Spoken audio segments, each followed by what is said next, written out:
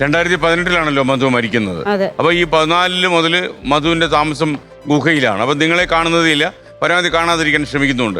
കൂട്ടുകാരോട് ഇങ്ങനെ തന്നെയായിരുന്നു, വീട്ടുകാരോടല്ലാതെ? കൂട്ടുകാരോട് അത്ര അടുപ്പമില്ല. ഇല്ല. ഇല്ല. അപ്പൊ ഈ ഗുഹയിൽ എങ്ങനെ ആരും കൂട്ടുകാരൊന്നും അന്വേഷിച്ച് ചെല്ലാറില്ലല്ലേ? ഇല്ല, ആരും ചെല്ലാറില്ല. അപ്പൊ ഈ അരി വേണമെങ്കിൽ അത്യാവശ്യം അടുത്ത വീടുകളിലൊക്കെ നിങ്ങൾ തന്നെ പറഞ്ഞു ഏൽപ്പിച്ചിട്ടുണ്ട് കൊടുത്തേക്കാൻ അല്ലേ?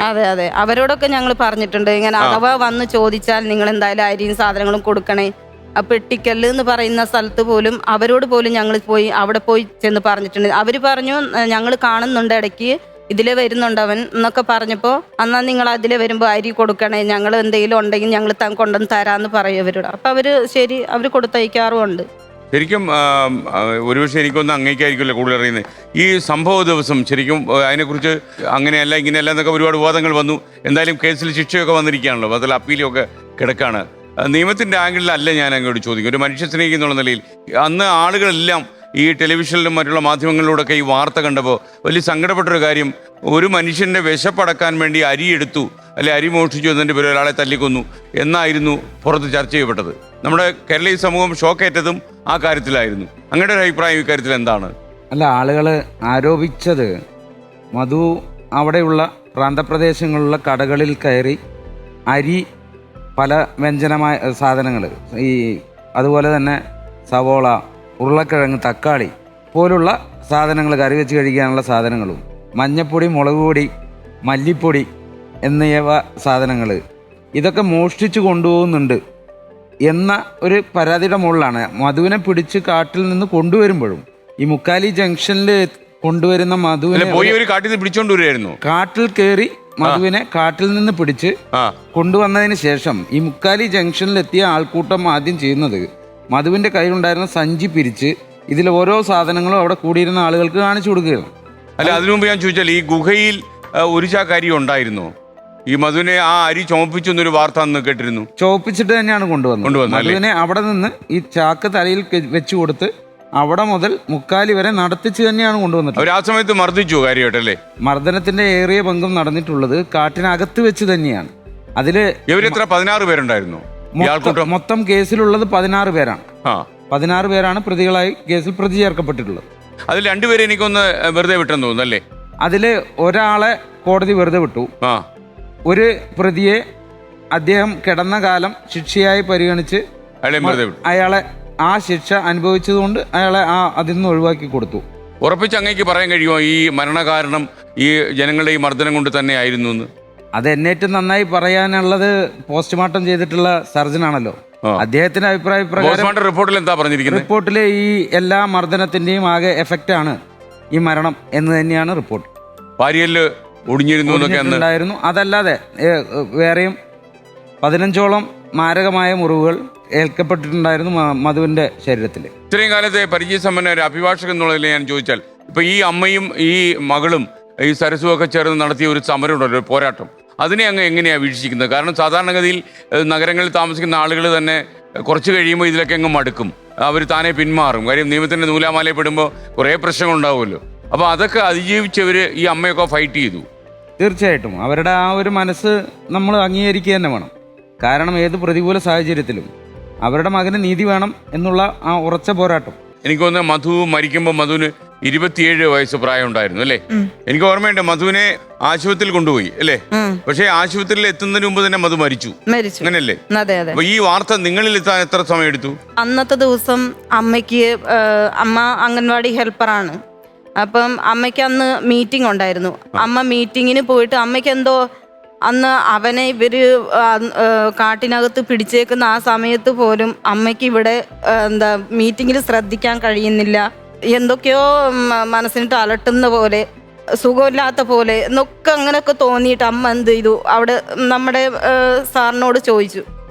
സാറിനോട് ചോദിച്ചപ്പം സാർ പറഞ്ഞു, മല്യമ്മയ്ക്ക് സുഖമില്ലെങ്കിൽ പോയി കിടന്നോന്ന് പറഞ്ഞു, ഇല്ലെങ്കിൽ വീട്ടിൽ പൊക്കോന്ന് പറഞ്ഞു. അമ്മ അവിടുന്ന് 1 മണി പോലും ആയിട്ടില്ല എന്ന് തോന്നുന്നു. അപ്പോൾ അതിനുശേഷം വന്ന് ഹോസ്പിറ്റലിൽ പോയി. എന്താണെന്നറിയില്ല, അന്നത്തെ ആ ദിവസം സുഖമില്ലാത്തതാണോ, മനസ്സിന് എന്തൊക്കെയോ അമ്മയ്ക്കൊരു വെപ്രാളോ എന്തൊക്കെയോ ഉണ്ടായിരുന്നു അന്ന്. പിന്നെ അമ്മ ഹോസ്പിറ്റലിൽ പോയി ഗുളിക വാങ്ങി, എനിക്ക് എന്തോ തലവേദനിക്കുന്ന പോലെ എന്തെല്ലാമൊക്കെയോ തോന്നുന്നു എന്നൊക്കെ പറഞ്ഞിട്ട് ഹോസ്പിറ്റലിൽ പോയി ഗുളികയൊക്കെ വാങ്ങി കഴിച്ച് അവിടെ തന്നെ കിടന്നു. അവിടെ എന്താ ഓഫീസിൽ തന്നെ അവിടെ തന്നെ കിടന്നിട്ട് അപ്പോഴും ഞങ്ങളിവിടെ അറിയുന്നില്ല മധുവിനെ അവർ കാട്ടി പിടിച്ചു വെച്ചിട്ടുണ്ടെന്ന്. ഒരു 2 മണിക്ക് ശേഷം പറയാണ് മധുവിനെ എന്താ കുറേ ആൾക്കാർ ചേർന്ന് പിടിച്ചു വെച്ചിട്ടുണ്ട്. ആരൊക്കെയാണെന്നോ എന്താണെന്നോ ഒന്നും ഞങ്ങൾ അറിയുന്നില്ല. ഇത് കേട്ട ഉടനെ ഞങ്ങൾക്ക് എന്തിനാ അവനെ കാട്ടിനകത്ത് ഇങ്ങനെ പിടിച്ചു വെക്കേണ്ട കാര്യം എന്താന്നൊക്കെ ഞങ്ങൾ ഇങ്ങനെ ചോദിച്ചു. അപ്പോൾ ഞാൻ ഏട്ടനോട് പറഞ്ഞു, ഇല്ല അവനെ കാട്ടിൽ പിടിച്ചു വെച്ചിട്ടുണ്ടെന്നൊക്കെ പറയണു. സരസുവിന്റെ ഭർത്താവ് എന്താ ചെയ്യുന്നത്? ഇപ്പം പോലീസ് കോൺസ്റ്റബിൾ ആണ്. അത് മരിച്ചതിന് ശേഷം കയറിയതാണ്. അതിനു മുമ്പ് വീട്ടിൽ തന്നെയായിരുന്നു ST പ്രൊമോട്ടറൊക്കെ ആയിട്ട് ജോലി ചെയ്തു വരികയായിരുന്നു. അപ്പൊ അങ്ങനെ ഏട്ടനെ ഇവരെ മുക്കാലി കൊണ്ടുവരാണെന്ന് പറഞ്ഞു. എന്നാൽ മുക്കാലി 2 മണിയൊക്കെ കഴിഞ്ഞിട്ട് അവർ മുക്കാലി കൊണ്ടുവന്ന് എത്തിച്ചിട്ടുണ്ട്. ഉല്ലസിച്ച് അട്ടഹസിച്ച് എന്തൊക്കെയായിരുന്നു പരിപാടി. ആ കാട്ടിനകത്തു നിന്നും അവർ പുറത്ത് കൊണ്ടുവരുമ്പം എല്ലാം ആഘോഷിച്ചിങ്ങനെ അവർ കൊണ്ടുവരുന്നു. എന്താ ഏട്ടൻ ആ സമയമൊക്കെ മുക്കാലിയിലുണ്ടായിരുന്നു. പക്ഷെ കൊണ്ടുവന്ന് മുക്കാലിയിൽ എത്തിക്കുമ്പോഴേക്കും ആ പുള്ളി ഇവരെ കാണുന്നില്ല. ജീപ്പ് കയറിയിട്ട് ചിണ്ടക്കിയിലേക്ക് വന്നു. അപ്പം എന്നിട്ട് പറഞ്ഞു, ഞാൻ കണ്ടില്ലല്ലോ, ഇപ്പോഴാണ് ഞാൻ അവിടെ നിന്ന് വന്നേന്ന് പറഞ്ഞു മുക്കാലിന്ന്. അപ്പം അവിടേക്ക് വന്നിട്ടില്ല എന്ന് പറഞ്ഞു.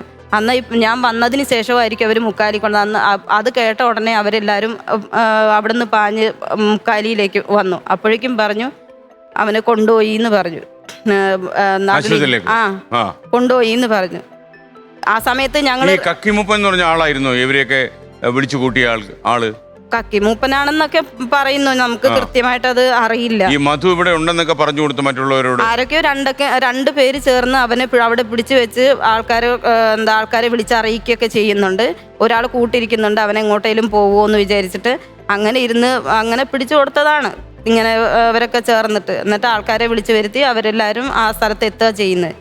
അവർക്ക് മധുവിനോട് എന്ത് വൈരാഗ്യമാണ് ഉള്ളതെന്ന്. എന്താ കാര്യം അവര് മധുവിനോട് അതിഭീകരമായിട്ടാണ് പെരുമാറിയിരിക്കുന്നത്. ലുങ്കി അഴിച്ചു മധുവിന്റെ കയ്യിൽ കെട്ടി മർദ്ദിച്ചു, പിന്നെ ആ ചാക്ക് ചോപ്പിച്ചു. മാത്രമല്ല പിന്നെ അവര് ഈ സാധനമൊക്കെ പിന്നീട് എല്ലാവർക്കും കാണിച്ചു കൊടുക്കുകയൊക്കെ ചെയ്തല്ലോ. അതെ, അവിടെ വെച്ച് തന്നെ എല്ലാം തല്ലിച്ചു. വലിയൊരു ലോക മോഷ്ടാവിനെ കിട്ടിയ പോലെയാണല്ലോ ഇവര് ആഘോഷത്തോടെ കൊണ്ടുവന്നത് അല്ലേ? അതെ, മധുവിനെ കാണുമ്പം ഇത്രയും ആൾക്കാർ ചേർന്ന് കൊല്ലേണ്ട ഒരാളൊന്നുമല്ല. ഒരാൾക്ക് പോലും പറ്റത്തില്ല. പെട്ടെന്ന് ഒരാൾ പോരെ, ഇത്രയും ആൾക്കാർ കൊല്ലണമെന്നുണ്ടോ? ഒന്നും ചതച്ച്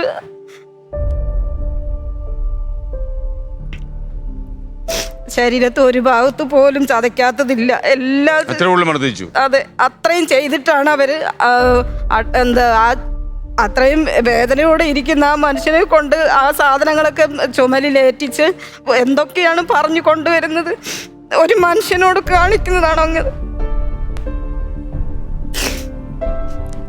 എന്നിട്ട് വലിച്ചൊരു വൈരാഗ്യം വരാൻ കാര്യം എന്താണ് ഞങ്ങൾക്കറിയില്ല.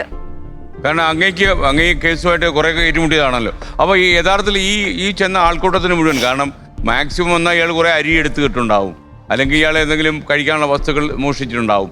അപ്പോൾ അതിനപ്പുറം ഇയാളൊന്നും ചെയ്തിട്ടില്ല. അങ്ങനെ ഒരാളോട് ഈ ആൾക്കൂട്ടത്തിന് ഇത്രയും വലിയ പ്രതികാര മനോഭാവത്തോടെ പീഡിപ്പിക്കുക, അപ്പം അതെന്തായിരിക്കും അവരുടെ ചിന്ത?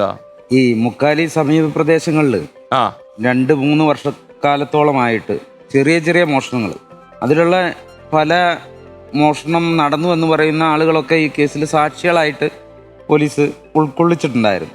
അതിലൊരു ഹോട്ടൽ നടത്തുന്ന ഒരാളുണ്ടായിരുന്നു. അദ്ദേഹം ഈ സാക്ഷിയായി വന്ന സമയത്ത് അദ്ദേഹത്തിൻ്റെ ഹോട്ടലിൽ നിന്ന് ഭക്ഷണം സാധനങ്ങൾ ഇടയ്ക്ക് മോഷണം പോകാറുണ്ട് എന്ന രീതിയിൽ മൊഴി പറഞ്ഞു. അപ്പോൾ നോർമലി മോഷണം പോകുന്നുണ്ടെന്ന് പറയുമ്പോൾ മോഷണം ഒരു വലിയ സംഭവമാണല്ലോ. അപ്പോൾ എത്രത്തോളം അതിൻ്റെ വ്യാപ്തി ഉണ്ടെന്നറിയാൻ വേണ്ടി നമ്മളത് ചോദിക്കുമ്പോൾ അദ്ദേഹം പറഞ്ഞത് ഈ ബാക്കി വരുന്ന പൊറോട്ട അതാണ് മോഷണം പോയത്. അപ്പം ഞാനത് ചോദിച്ചു, കോടതിയിൽ തന്നെ ആദ്യ സാക്ഷിയോട് ചോദിച്ചതാണ്, എന്തുകൊണ്ട് നിങ്ങളിത് പോലീസിലൊന്നും പരാതിപ്പെട്ടില്ല എന്ന് ചോദിച്ചപ്പോൾ അദ്ദേഹം പറഞ്ഞത്, സാർ ആകെ പോകുന്നത് ബാക്കി വരുന്ന 2 പൊറോട്ടയും ഇതുമൊക്കെയാണ്, പിന്നെ പോലീസ് സ്റ്റേഷനിൽ പരാതിപ്പെടാതിരുന്നതാണ്. അപ്പോൾ ഞാൻ ചോദിച്ചിരുന്നു അതിൽ ആരാണിത് എടുത്തത്, അതറിയില്ല സാർ. പക്ഷെ അങ്ങനെ കടകളിൽ നിന്ന് പല തരത്തിൽ ചെറിയ ചെറിയ സാധനങ്ങൾ പോയി എന്നുള്ള ഒരാരോപണം പൊതുവേ ഉണ്ട്. അത് ആരെടുത്തു എന്ന് ആർക്കും അറിയില്ല. പക്ഷെ അത് ആരെടുത്തു എന്നുള്ളതിന് തെളിവുകളും ഇല്ല. ഇങ്ങനെ ഇദ്ദേഹമാണ് മോഷ്ടിച്ചത് എന്ന് പൊതുവിൽ ഒരു ജനസംസാരം അവിടെ ഉണ്ടായിരുന്നു എന്നുള്ളതാണ് അവരുടെ മൊഴികൾ കൊണ്ട് നമ്മൾ കണ്ടത്. മനസ്സിലായി.